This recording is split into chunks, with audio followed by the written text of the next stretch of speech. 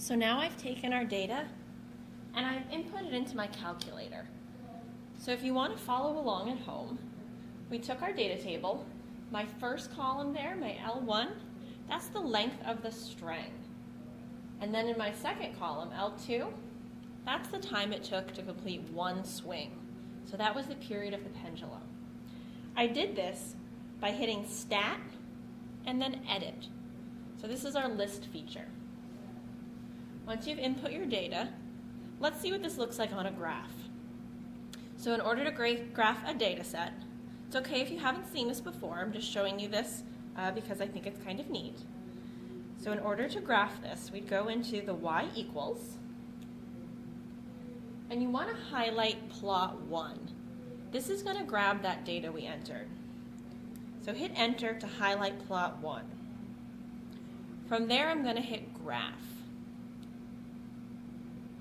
This graphs my data. However, it's hard to see right now, so let's zoom in. I'm going to go to zoom, and then number 9 is zoom stat, so I'm going to select that. That zoomed in on our data nicely. So this should look familiar. The shape of this graph looks a lot like some of the functions we've been graphing. The parent function of this graph is actually y equals the square root of x. So take a minute to jot this down on your sheet.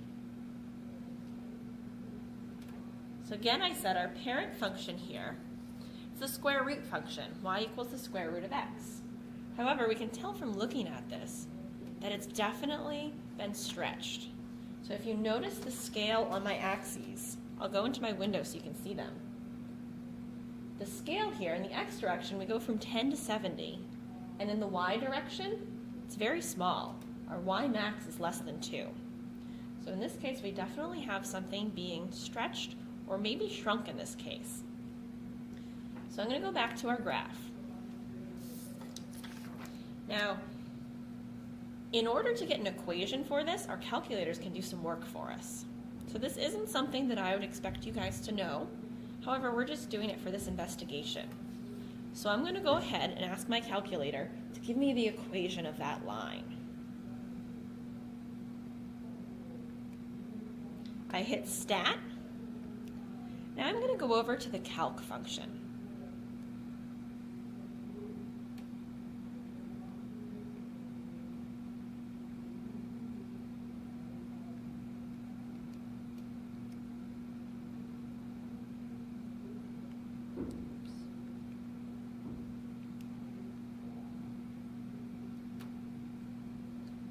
All right, so once I'm in the calc function, I'm going to want to do a power regression. Okay, so I know this because I know that we're dealing with our square root function.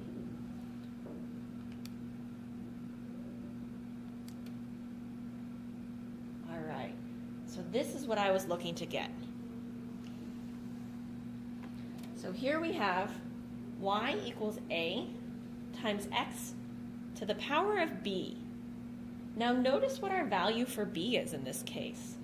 Our value for b is about 0.5 or 1/2. Remember what happens when we raise something to the 1/2? Raising something to the 1/2, that's the same as taking the square root. So let's see if we can rewrite this over on the sideboard here. Let's rewrite what our calculator just told us. Y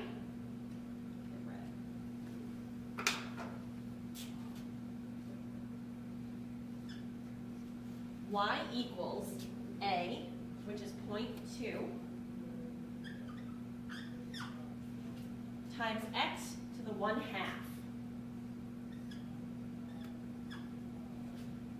And something to the 1/2, well, that's the same as the square root.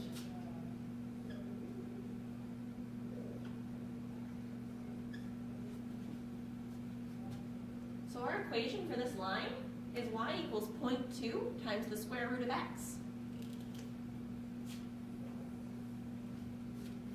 That's a square root function, just like we've been talking about. So in doing this activity, we learned that the length of a string on a pendulum, well, it's related to the period of that pendulum, and the relation is a square root function. So this is a real-world application of where you might see a square root function. So if you wanted to change how long it took for something to swing back and forth, you'd have to change the length of the string it was hanging from. Now, if you wanted to play around with that, you could graph it. So let's go back to our graph for a second.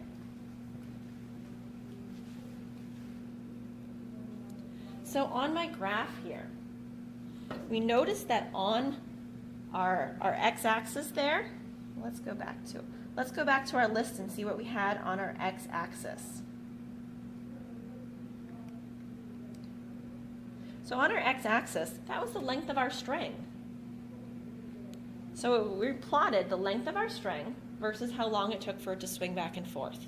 So if you needed something to take a specific amount of time to swing back and forth, you could graph a function like this to figure out how long to make your string. So the packet has this equation written down for you. It describes this for you. And then I ask you to apply it. So in number 6, I ask you to find the period for a pendulum that's 200 centimeters long. So use this formula to calculate that for me. Number 7, very similar. I give you the period and I want to know the length.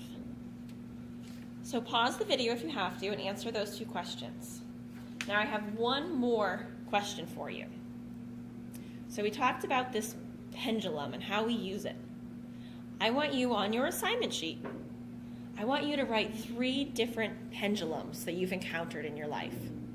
So there are a bunch of different examples of where we see pendulums in day-to-day life. I'll give you one example. So a very common example is in a grandfather clock. The pendulum that hangs down and swings back and forth, it helps the clock keep time. So that's a really important place we see a pendulum. I want you to come up with 3 other examples of where you've seen a pendulum in real life. And we'll talk about that on Thursday. All right, thank you guys for doing your bonus activity, and I hope you have a fun snow day.